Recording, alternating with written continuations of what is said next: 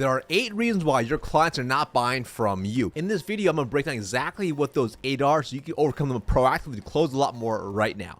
So the first reason that they are not buying is there's no pain or not enough pain. Meaning, do they believe the pain to change is less than the pain to stay the same? All right, I'm saying again, do they believe the pain to change is less than the pain to stay the same? Meaning, is it a level 10 pain where the pain is very, very high? Or is it a level 1 pain where it's very, very low, more of an annoyance? Let me give you an example. Let's assume you sell a sales CRM. Now, average pain is uncovering, oh, it's annoying to have to follow up on reps for leads. Now, when you think about that, that is annoying for sure, but is it enough pain to make you want to change? Probably not. Now, elite level pain is when you uncover this as part of the discovery process, which is if we continue to use Google Sheets as our CRM, it will lead to poor lead management follow-up, which is leading to a current low close rate of 20%, which equates to over $1 million a month in lost revenue. Now that's elite pain that's actually quantifiable. So that's reason number 1 is not enough pain or no pain at all. Reason number 2, your clients are are not buying is there's no opportunity cost or cost of inaction. Meaning, do they believe inaction will cost them far more than the actual investment? Do they believe there's a massive opportunity cost for not taking action? Meaning, if they don't take action, it will cost them significantly more. If we go back to the same example as before, if they continue to use Google Sheets for the CRM, it should also lead to a low level problem, poor lead management follow-up. But ultimately, the cost of inaction is a low closing ratio, which is leading to $1 million a month. Right? That's $12 million is the actual opportunity cost, right? So that is a massive amount of money. That is a lot of money. Reason number 3, your clients or prospects are not buying, which is no wants, needs, or desires. Is it crystal clear the future desired state they want to be in? And is it beyond just solving a low level problem?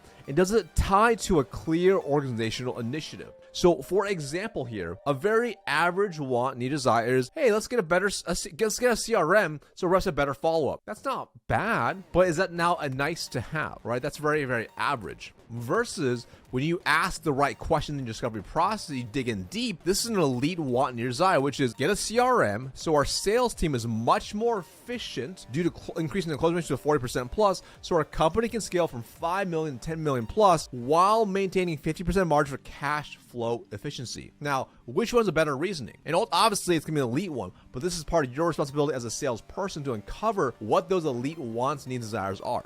Also, you can see right here, this also feeds into the major cost of inaction and opportunity cost for not making a change. Now, just to hammer home this point, I want to show this very, very simple visual right here. So you can see here, this is why it's key to uncover the current state, the pain, the status quo, the stagnant, whatever stage they're at, and then uncover the desired state, which is the wants, desires, goals, initiatives. And ultimately, in between this distance, right, from where they are to where they want to go, is the opportunity cost and cost of inaction. And the greater this is for the right buying influences, the faster and more likely a deal will close. And you do that through your discovery phase in your process by asking the right questions to the right people, and you go deeper and deeper and deeper. You go beyond just surface level questions of basic things that they might want in the solution. Reason number 4, your clients are not buying from you. No executive level influence or decision making power. Do they believe, the person talking, do they believe they have the power to pull the trigger? Do they believe they have the influence in the decision making process? Reason number 5 are no resources or access to resources. Do they believe they can access resources if they see the ROI, return on investment, and the COI, cost of inaction? Like imagine, for example, if they had $0 in the budget, but they understand that a $100,000 investment will lead to $12 million a year. If they truly believe that, can they pull budget from other resources? Can they take a business loan out if they didn't have the access to that? Can they take a business loan out if they didn't have the actual funds? Can they raise money through VCs? Can they access other funds, etc.? And ultimately, when they truly believe that, then they'll find a way to get the resources. Number 6, F, no fear of failure or doubt. And what I mean by this is, do they fear that if they continue what they are doing, will they continue to get the same results? So if they're not getting great results right now, they keep doing it, are they gonna be stuck with the same results, and do they fear that and they not want that?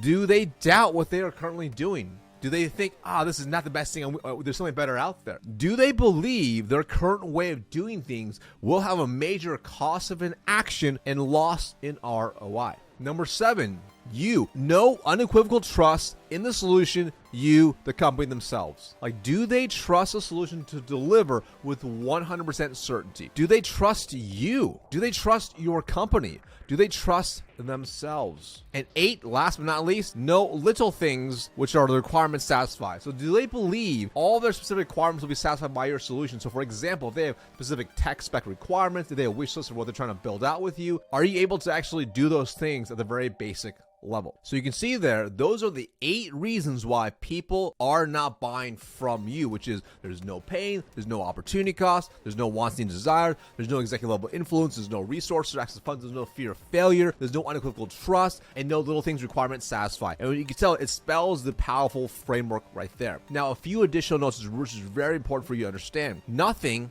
is binary. It's understanding that you have to picture each of these elements as a scale of 1 to 10 for each reason why someone's not buying. And just because they have some pain, it doesn't necessarily mean they're going to take action right now. And ultimately, if you can get the prospect to a level 10 on every single element here, as you can see, your chances of closing are significantly higher. And the way you actually do that is you uncover through powerful questions and actually diving in deep. Like if you do a surface level discovery, it's simply not going to be able to cut. So it's being able to go deep in your discovery, into your process, and ultimately be able to cater your demo presentation to actually eliminate those objections. And you build in multi-threading. Now you have a recipe for success because you're actually proactively eliminating these reasons why they would not buy. What's also key to understand is the 10-10-80 rule. And the 10-10-80 rule is very simple, which is 10% of process will never buy. So you could still go, you could eliminate all these things I mentioned up here, and they could be 100%, 10 out of 10 on every single one right there, but they will just never buy because that's just how they are. I'm sure you've seen before where you talk to someone, they have tons of pain, they're like level 10 pain, they're like, if I don't take action, it's definitely gonna hurt me a lot. They have future desires, wants and needs, they have big goals they want to accomplish for their company. I'm sure like they pull the trigger,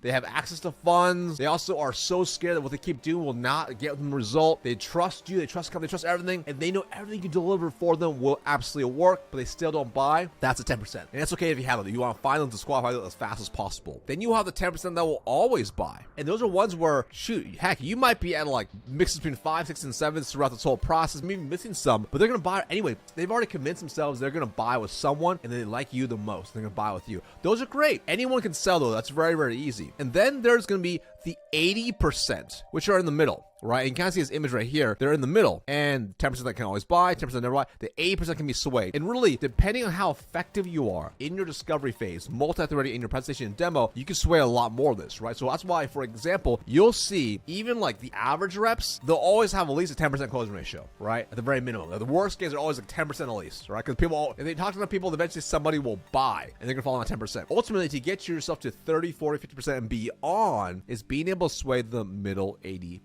So if you understand the 8 reasons why people are not buying, now you can just your discovery process, you can just demo your presentation, how you run a sales call to actually close more people and eliminate those reasons before you actually get to a close. Now, one last thing before we wrap this video up, I want to show you another way to think about this, right? And this, I'm gonna give major credit to Victor Antonio. He has something called Mount Nut, which is, he says, and people don't buy generally that there's no money, there's no time, there's no need, there's no urgency, there's no trust. Very similar way of thinking about this, but ultimately I find if you are missing these 8 elements of the powerful framework, your chance of closing are significantly lower. Now, if you want to know how they handle objection, let me think about it. Go watch this video right here.